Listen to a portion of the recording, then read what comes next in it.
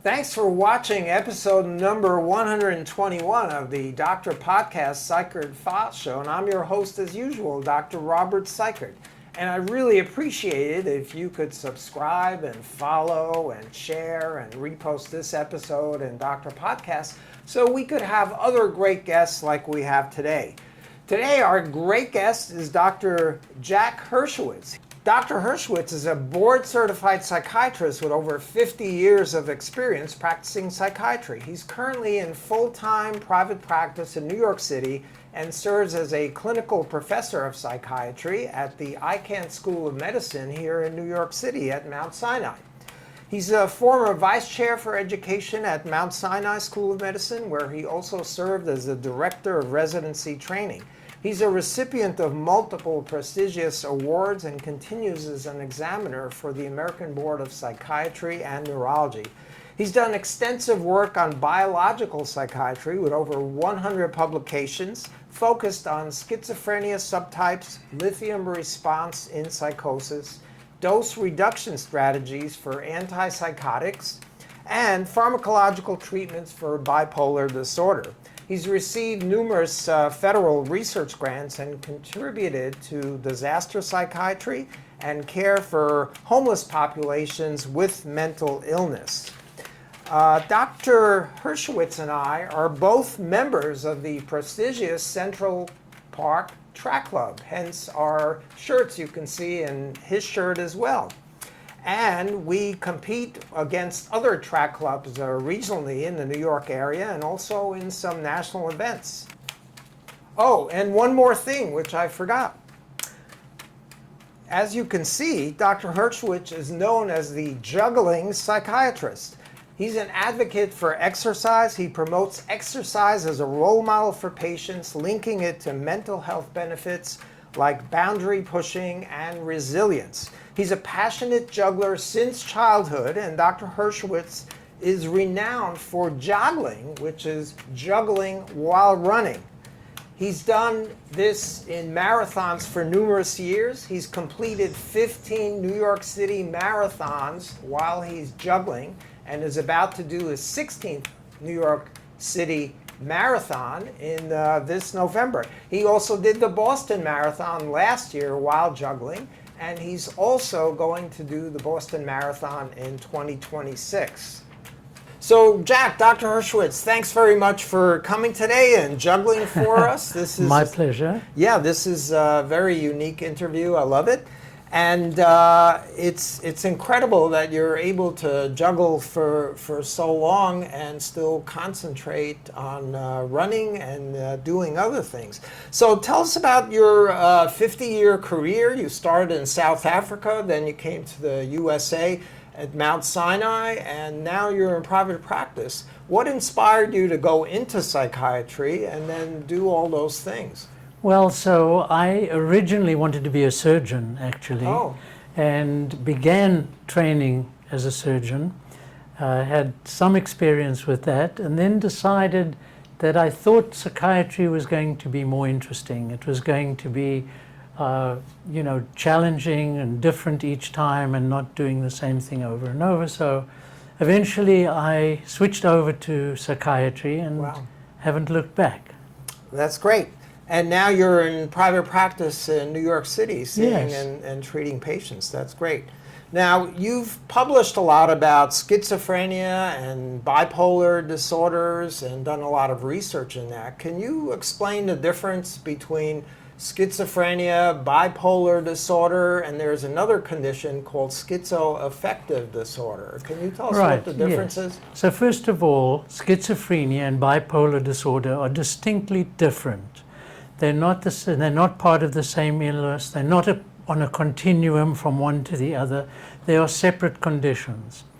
And they're very different. The presentation is different. Schizophrenia is a chronic illness that has two components, really: positive symptoms, which are delusions and hallucinations and thought disorder. And then it has what we call the negative symptoms, which are paucity of thinking, sort of emptiness, and the treatment that we use targets the positive symptoms. so that there are residual negative symptoms where someone can be sitting staring into space and not much going on in their thinking and so on. And that's harder to treat and has been sort of resistant to treatment over the years. But it's a chronic deteriorating condition, regrettably. Bipolar disorder, on the other hand, is an episodic condition where there are episodes, and they're very different. The episodes in bipolar disorder are manic, where you're high, and depression, where they're low. Where you're low, they last weeks to maybe a month or two, an episode. And between episodes, in the best case scenario, people are well and can function in any capacity unless they're overtreated, which is another story I think that we can talk about. Right. And so, but the one thing that's clear that I want to mention is that bipolar disorder is not a condition of mood swings. That's a misunderstanding. It's not people who have ups and downs in mood. I refer to that a lot of the time as emotionality. People whose moods go up and down and from high to low 3 times a day and so on. But a lot of clinicians, as well as the lay population, often believe that that's a variant of bipolar disorder, which it's really not. So it's easy to separate schizophrenia from bipolar disorder in a clear-cut case, and it's easy to understand schizophrenia as being very different from mood swings. All right. Now, what's schizoaffective disorder? How's that different? Okay, so personally, I am very dubious about the existence of it in the big picture because theoretically it's 2 illnesses. People have schizophrenia symptoms and bipolar symptoms. Now, why I'm skeptical about this condition, and I've actually done some work on studying it and can mention that to you, is because the bipolar disorder, people can have psychotic symptoms, whether they're depressed or they can have delusions, hallucinations. So being psychotic when you have a bipolar disorder doesn't have anything to do with schizophrenia. Secondly, if you have schizophrenia, you can have mood symptoms. It's a very, very depressing condition, and there are many reasons why patients with schizophrenia are depressed, and the suicide rate in schizophrenia is high. So, you know, the fact that someone with schizophrenia has mood symptoms shouldn't give them that diagnosis. So, but it's confused a lot of the time. It's a common diagnosis that's made. I think it's made because clinicians are lazy. They're not making a careful distinction between the 2 conditions. And then the patient ends up on treatment for 2 illnesses. So theoretically, it's patients with schizophrenia who have mood symptoms, or patients with bipolar disorder that have psychotic symptoms. There's a possibility that there are a few cases of people who have both illnesses.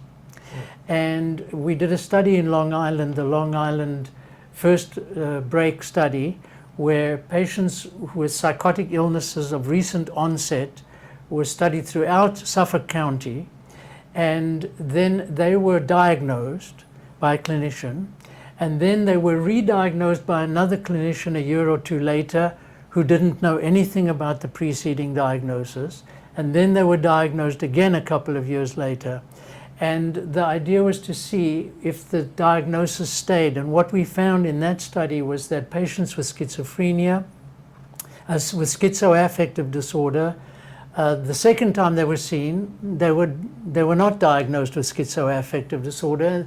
These were very carefully done diagnoses, and subsequently too. And it turned out that most of them, in later years, were diagnosed with schizophrenia. So, you know, I think the problem with overdiagnosing this condition is that patients end up with treatment for 2 different illnesses. Right. Now, how do you diagnose these conditions? You speak with the patients, meet with them, and figure it out like that? Because there are no specific blood tests or other markers for these conditions. No, while markers are beginning to emerge in Genetic markers. Yeah, genetic markers are beginning to emerge and are going to be very important in the future, we still rely in psychiatry on the mental state examination and the history, and the family history contributes to some extent as well. So that's how we diagnose them. And you know, if you see somebody who's manic, they usually have an elevated mood, they're speeded up, they're talking really fast, they're jumping from topic to topic, they have what we call flight of ideas, so they don't stay on the same topic, they're very distractible, they may be grandiose and have big ideas. And of course, when people are depressed, they're severely depressed. And patients who are depressed tell you they're depressed. So going from there, you know, they don't sleep, they don't eat, and so on. Now, once you've diagnosed the condition and you're certain what it is, there are different drugs that are used to treat these patients. So you would use different drugs for schizophrenia, different drugs for bipolar disorder. Is that right? That's correct, yes. Now, when I was back in medical school, there was like only one bipolar disorder. Now there's several different types. How do you differentiate the different types of bipolar disorder? I think for the most part it's still like that. There's still really one type. The more severe type is referred to as bipolar 1. And bipolar 2 is where people have a less severe form of the condition, but it's still the same symptomatology. So it depends on the severity. It really does. It does. And in some patients, it stays that way if they have multiple episodes. Right.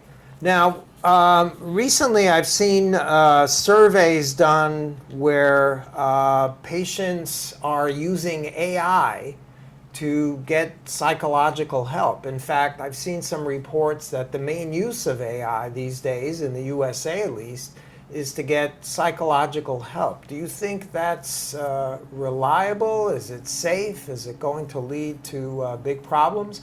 The Wall Street Journal had an article last week that there's something called now AI psychosis. Yeah, so that's two topics, but the first one, of course, I don't think anything beats sitting down face to face with another person and understanding them and connecting with them and getting first-hand impression of what's going on. Right. Patients communicating with AI and telling their story, of course, there's a possibility that the diagnosis can be correct, but there are many subtleties in terms of understanding the patient as a whole person and knowing, you know, the ins and outs of what's going on with them. So I think that would be probably not the best way to do things. And in terms of AI psychosis, so, you know, delusions are false beliefs held with conviction. Right. And the context in which we call them delusions is in mental illness. When it's part of a psychiatric illness, we call them delusions. But there, of course, people can have false beliefs held with conviction all the time. Right. So you can get those from conspiracy theories.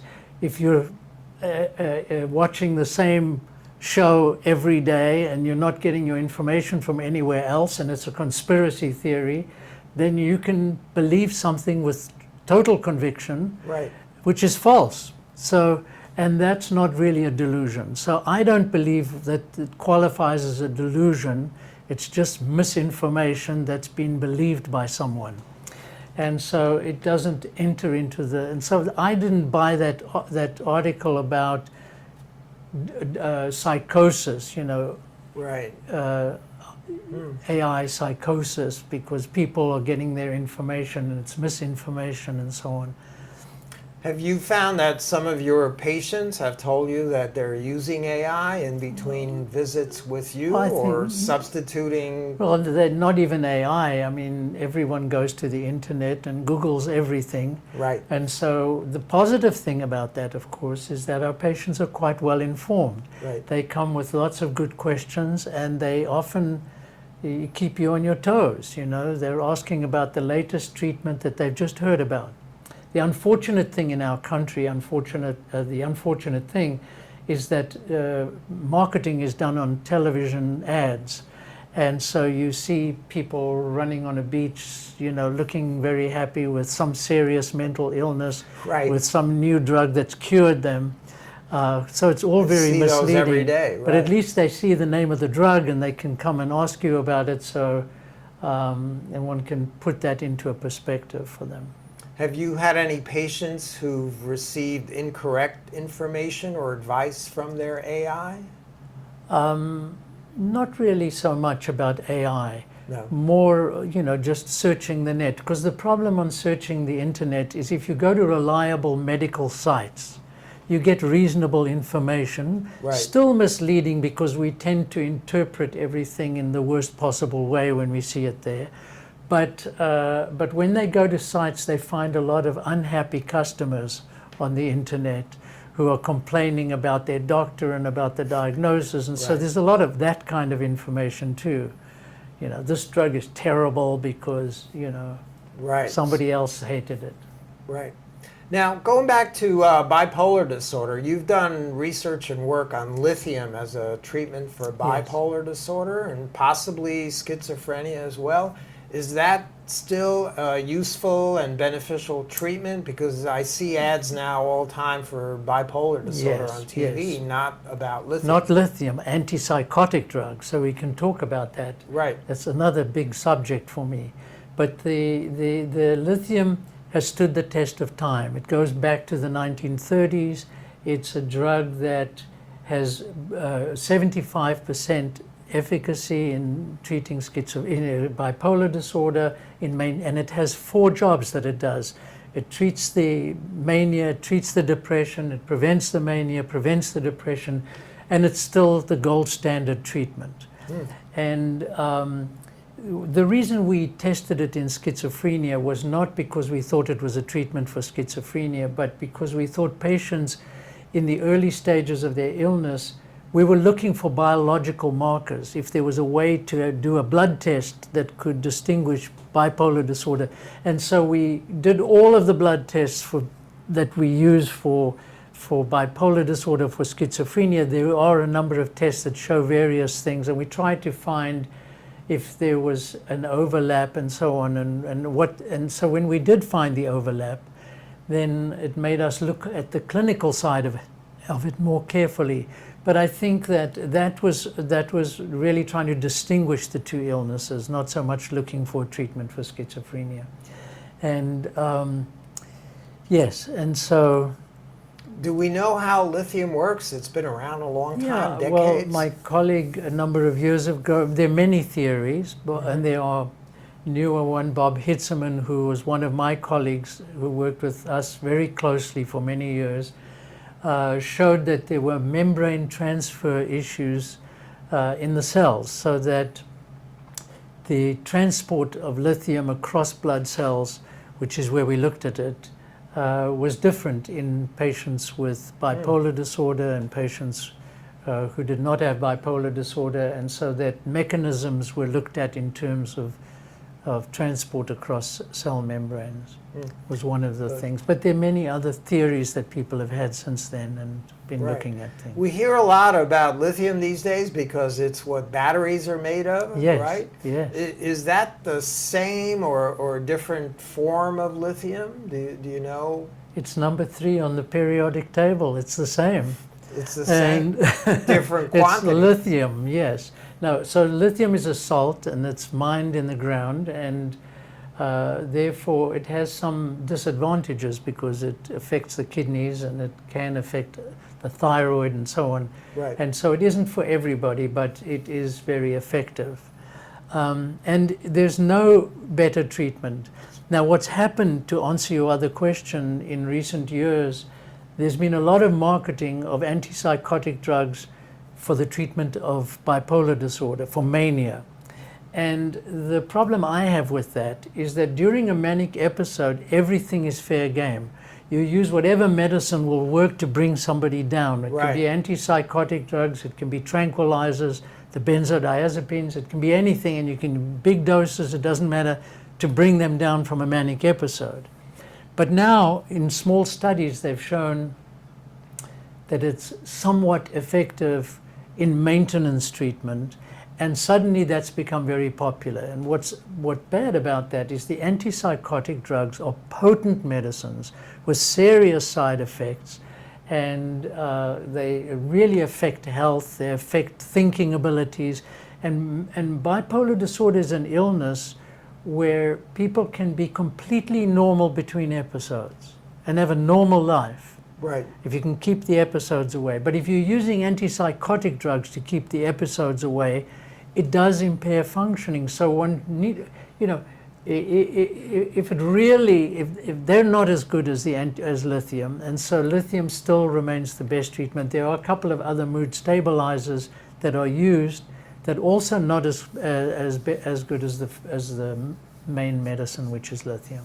Right, which brings in a topic of polypharmacy, which Right. is using too many medications for Yes. treating conditions, which leads to lots of side effects and problems. Yes, You indeed. touched on that a little bit, but you've done a lot of research on Well, that. in schizophrenia, we did a study called the Doris study a number of years ago, a dose reduction in schizophrenia study, in which we looked at patients who were on high doses, and we gradually lowered them, antipsychotic drugs, and we looked at them repeatedly to see at what point in the study were they at their best. And it turned out it was at a much lower dose than the majority of patients were getting. And then we did it the other way around. We gave people tiny doses and we kept increasing the dose, and we evaluated them in a double-blind fashion so that the examiners didn't know and the patient didn't know what dose they were getting. And we showed that at the much lower doses they were doing their best. So that was one thing.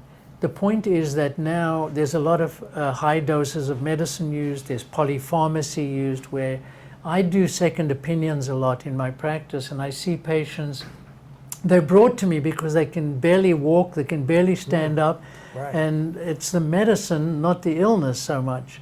And so I've seen patients on 3 antipsychotic drugs, not 1, and on high doses of 3 antipsychotic drugs. And when you take the medicines away or you lower the doses, the patients do much better. So you we're know, over-medicating. Yeah, over-medicating. You know, as physicians, one of the problems with over-medicating is that when physicians like to do something, when a patient comes to see a doctor and complains, you know, this is bad, that's bad, I'm not sleeping, I'm not eating, doctors want to do something. Right. So they can either do a test, which a lot of doctors do, or Right. they can prescribe a medicine, or they can up the dose, or they can up the dose and add a medicine. And if the patient comes back a lot, then they up the dose, add a medicine, add another medicine. So, you know, that's a problem, because you have to be able to tell a patient every now and then, you know, we're going to figure this out, but it doesn't have to be with more medicine. And also, not adding a medicine always adds complexity to the case.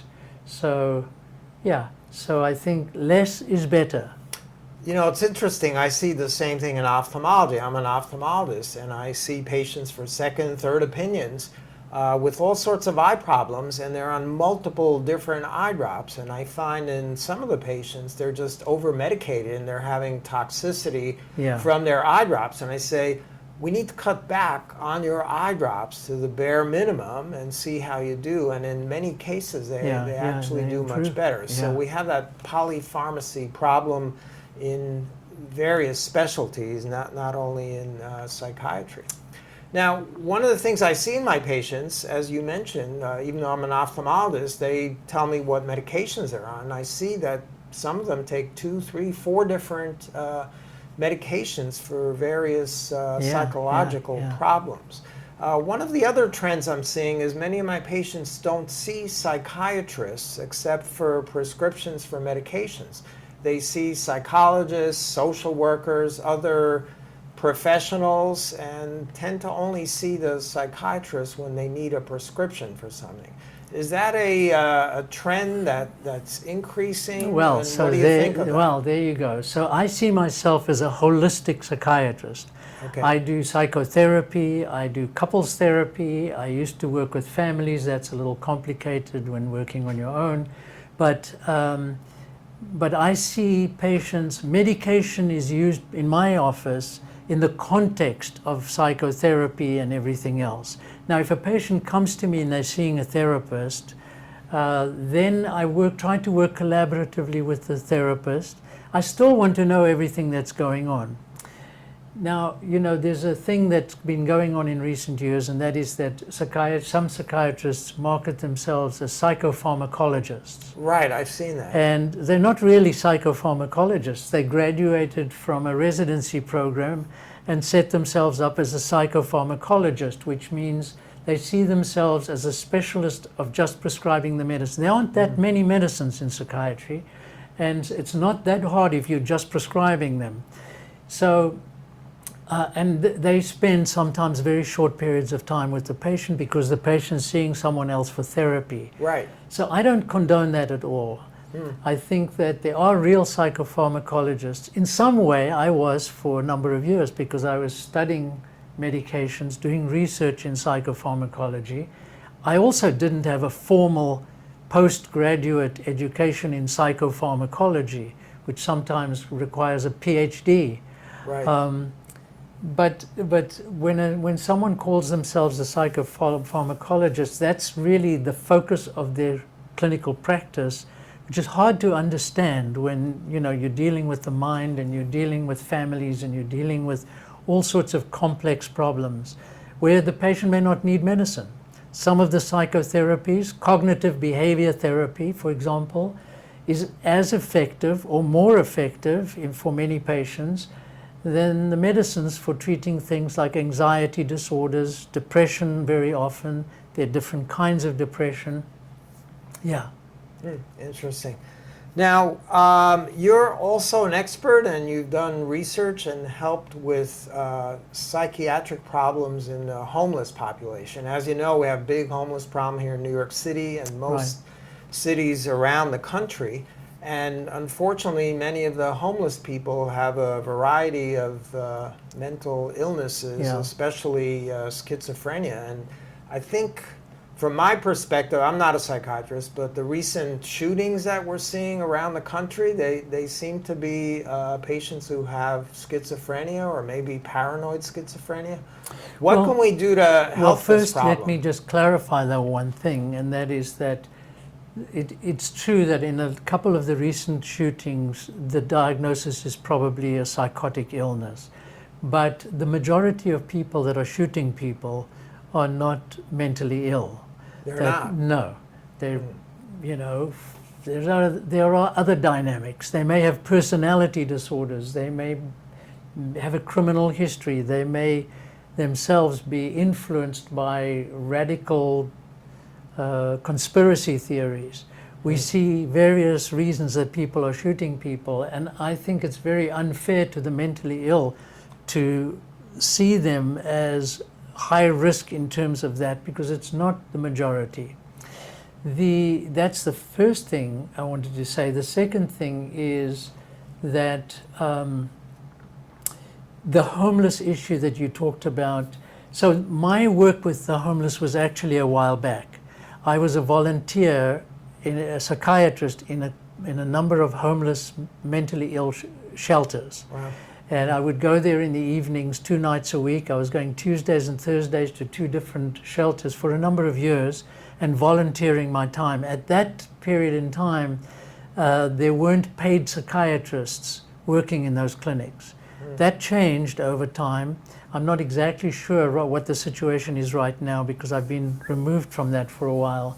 But I volunteered and worked with patients in the mentally ill, the shelters that specialized in keeping mentally ill homeless.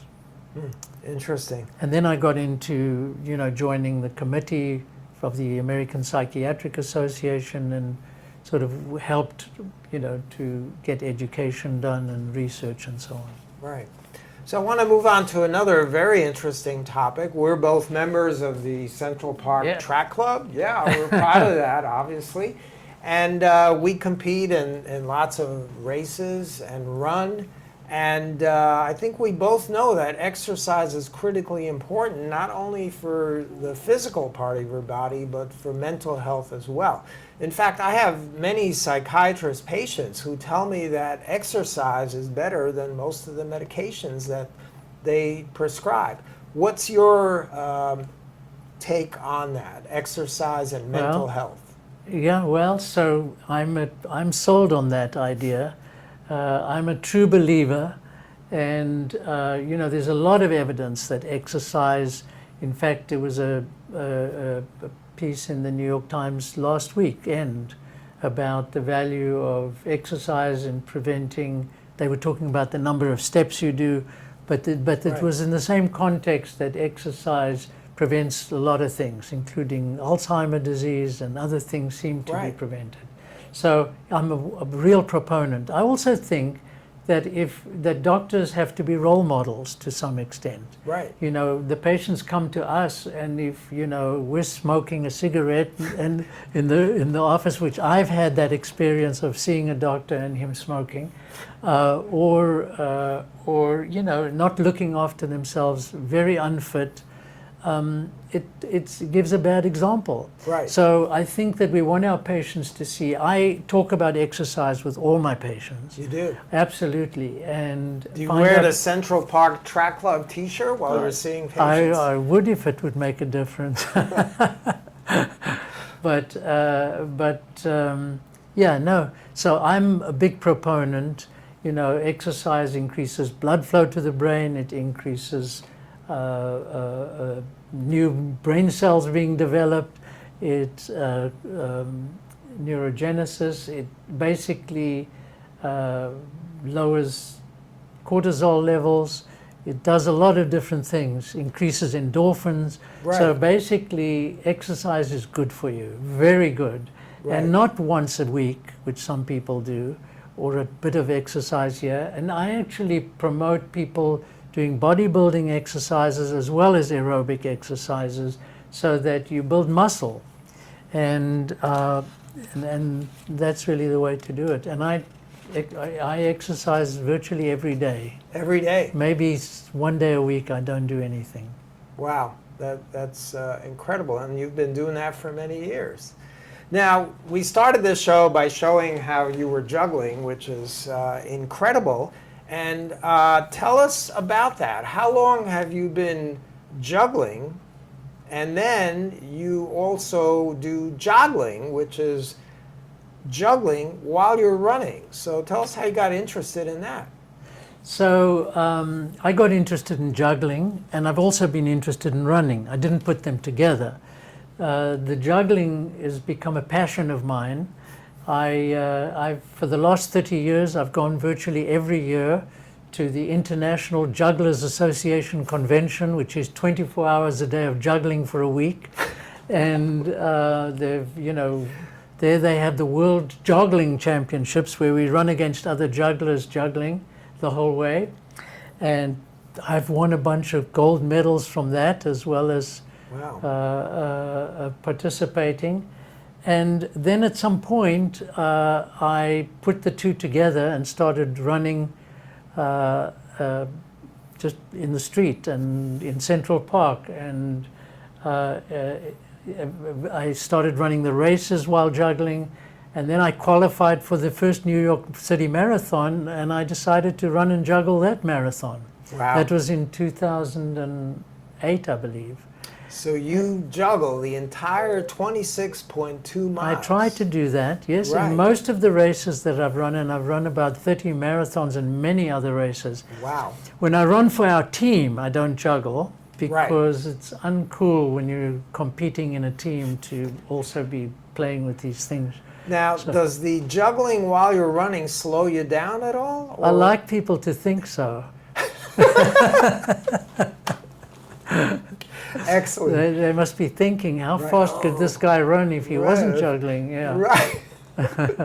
But what's the truth? You can No, tell the us. truth is that it's harder to maneuver. Like if you're running in a race with 50,000 runners. Right, marathon. And there's a group of runners in front of you. You can't just zigzag and in and out because you're juggling. Right. You don't want to bump into anyone.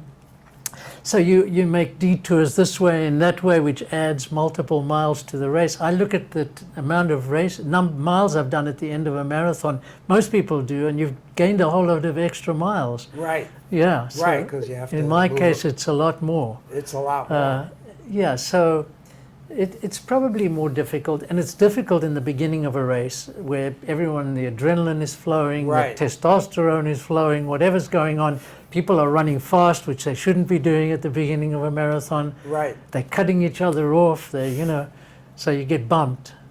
You get bumped. Yeah. And then you ever drop the ball? Yeah, well, and then you have to pick it up, which slows you down a little. Yeah, especially I've learned tricks like you don't bend down when you drop a ball because someone's going to go flying over the top of you. Ooh. So you have to. I kick the ball to the side and then go maneuver Really? off and yeah. Wow, all sorts of tricks Yeah. of the trade there. Now, I mentioned you've done 15 New York City marathons, Yes. and you're going to be doing the 16th in Yes. a few months in November, all while juggling. Yes. Well, I didn't do all of them while juggling. There were Oh. one or two that I didn't. I see. But I've juggled the most of them, Wow. and my son is a juggler as well, Really? and he's juggled 3 New York City marathons with me. Wow. And his wife, who is not a juggler, also ran some of the major marathons we did together with us, Right. and we ran all of the 6 majors. I've run all of the 6 majors. They're still going to do Boston. And so, yeah. Wow, that's incredible. Now, you did the Boston Marathon last year. No, or- this year. Oh, right, in 2025, in Yeah, April, I think yeah, it was. yeah, And yeah. you're doing it next year also in 2026. Well, Also- it's not official yet, but I've qualified for it. Oh, you so, have? Yeah. Right. Now, what's even more amazing is tell everybody how old you are. I'm 80 years old. 80 years old. Now, it's incredible that you can run marathons at 80 and then on top of that, juggle simultaneously. I mean, that's just amazing. Do you have the world's record for the oldest I juggler? am the oldest. Well, Guinness doesn't do age Oh, it doesn't? unless it's a very special age, like if you're 110 and you do something. Right. So they don't do age, but I do hold a world record for being the oldest juggler to run, marathon juggler in the world. Wow. I imagine. I claimed it through record setters, and so I have that record. That goes back to when I was 68 years old, Wow. and I don't think, don't think anyone's broken it. There are very few people 80 or above that run marathons to begin with. The number of people who do that is That's very... nice because in 2021 I came 3rd in the New York City Marathon in my age. Really? That was in 2021. Right. So yeah. you were in your high 70s at that Yeah, and I was invited to the World Age Group Championships in London the following year because I was up there. That's incredible. I just joined the Central Park Track Club earlier this year in January. How long have you been a member? So I've been a few years, not that Few long. years. Yeah, in Right. this age group only. Right, right. And I must be one of the oldest. I think there's 1 or 2 others in my age group. Yeah, there are a couple, but But the age group is the 70 and above age group. You that's forgot to correct. mention that. Right. Now, how long does it take you to run a marathon while you're juggling, like the Boston that you did in 2025 earlier this year? Yeah, so... What was your time? Well, so I ran a little slower there and I did it in 450 something. 450. That's incredible. The cutoff for my age group, 80 and above, is 450. And to qualify, I ran it in 435. Wow. So, and I had to run, and to qualify for Boston, you have to run it within the year before. So I ran it in Michigan. Wow. And you've qualified for 2026 now, right? Because the timing was such that I got it for 2 years, yes. I see. Wow, that's awesome. That's fantastic. And going back to psychiatry again, what are the emerging trends in psychiatry that you see? You've been around a long time doing this, 50 years. What do you see happening in the next few years? We talked briefly about biomarkers as a way to diagnose things. What else is happening? Well, I think that's one of the big things that's happening in psychiatry. You know, I don't see a lot of other dramatic advances in the field at this point, but I do see that that's where the future lies. Unfortunately, a lot of people have jumped in early, and you know, you can now get biomarkers for which medication you should take and so on. And I think that that's kind of thing is not quite where it should be yet, and I don't think it really informs our practice enough or meaningfully. So I think we still have to wait a little bit longer for the biomarkers. We're still to be early there. We have Yeah. the same thing in ophthalmology, Yeah. like biomarkers for glaucoma haven't really been figured out. What's the key lesson from your career and hobbies that you like to tell the audience out there that you've learned to maintain and improve your mental health? Right. So the first thing is that I don't consider my juggling to be a hobby. I consider it to be a passion. A passion? It's another part of my life. I juggle with a group of jugglers 2 nights a week. Really? I go to juggling conventions, but then I'm also a runner, so I run. So I have these pieces to my life that give me a bigger dimension and keep me, you know, focused on not just. So I get up very early in the morning, around 5 a.m., and I go running, and then I go to work, and I work all day, and I love my work, and I hear people talk about retiring, and I think, why would I want to do that? Right. This is what I do. This is my life. Right. This is My what you psychiatry is enjoy. a passion, my juggling's a passion, my running's a passion, and so I have all these exciting components, and then I have my family, which is also my passion. Right. So, you know. So is juggling a genetic trait, you think? Because you mentioned your son. Well, my mother taught me to juggle. Really? It is? There's a biomarker gene for, Yes, for I juggling. think so. I think so, yeah. Really? Your mother, how old were you when you started? I was very young when she taught me, and I could juggle 3 balls. Wow. Now I'm, you know, getting there with 5 balls and 5 balls. And bounce them 5 balls on the ground and in the air, and really. So yeah, and I'm. Can you demonstrate for us now some of your other juggling? I can demonstrate 5 balls on your floor if you can get your camera to get it. Sure. Let me do that.